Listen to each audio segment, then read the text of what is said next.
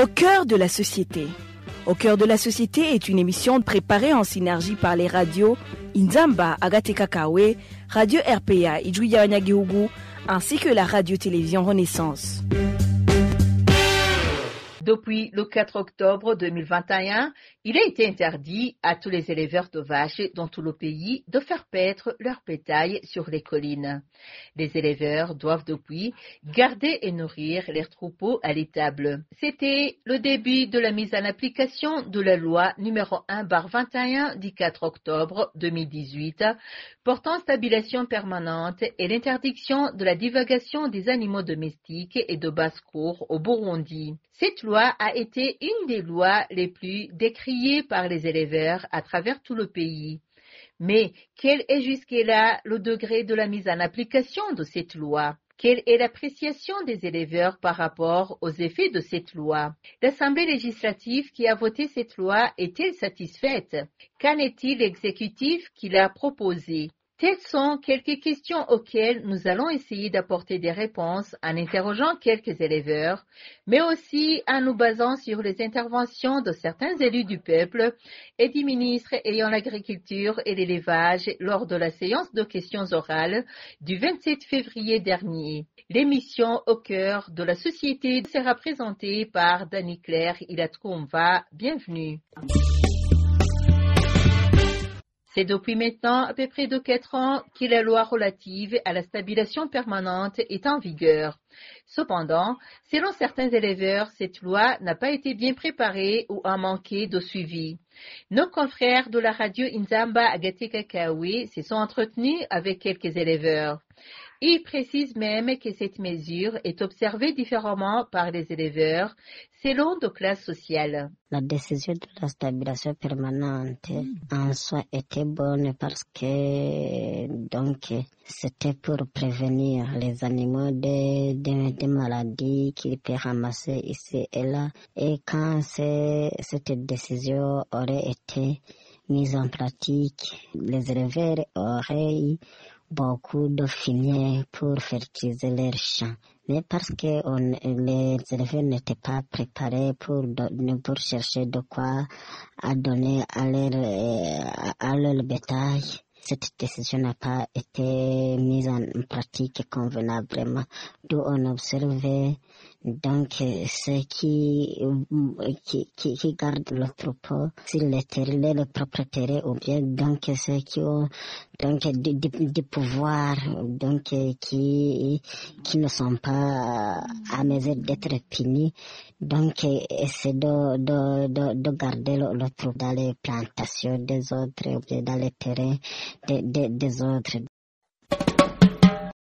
Mais cela ne manque pas des inconvénients aussi parce que quand on élève en famille, on trouve des difficultés parce que le pâturage n'y est pas et ça demande beaucoup de travail, beaucoup de force pour nourrir ce bétail. Mais aussi, on ne peut pas nier que les travailleurs quand ils vont chercher de la paille, de la nourriture de ces bovins et ovins, ils les cherchent dans les champs, dans les cultures de la population, ou parfois ils portent même une partie des cultures de la population.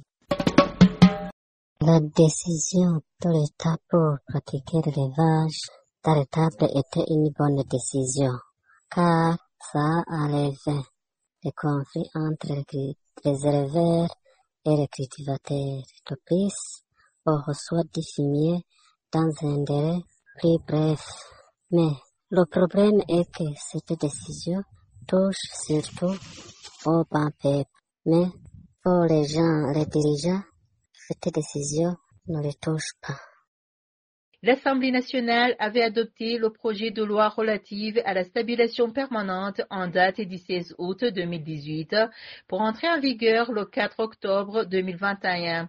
Près de 4 ans, les députés ne sont pas satisfaits. Ils demandent l'évaluation de cette loi.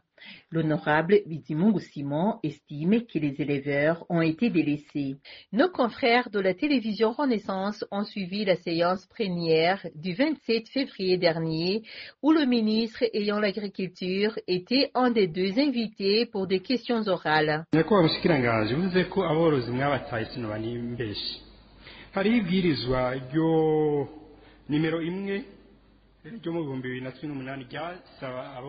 Monsieur le ministre, ce ne serait pas me tromper si je disais que vous avez abandonné les éleveurs.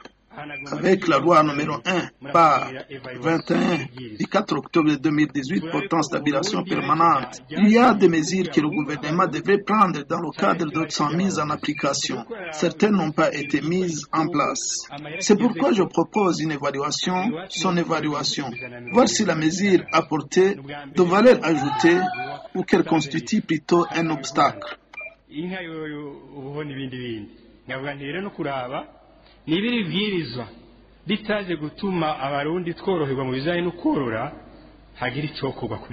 Le ministre ayant l'agriculture et l'élevage dans ses attributions affirme qu'ils ont fait tout ce qui était à leur pouvoir, mais ils admettent qu'il y a eu quelques manquements.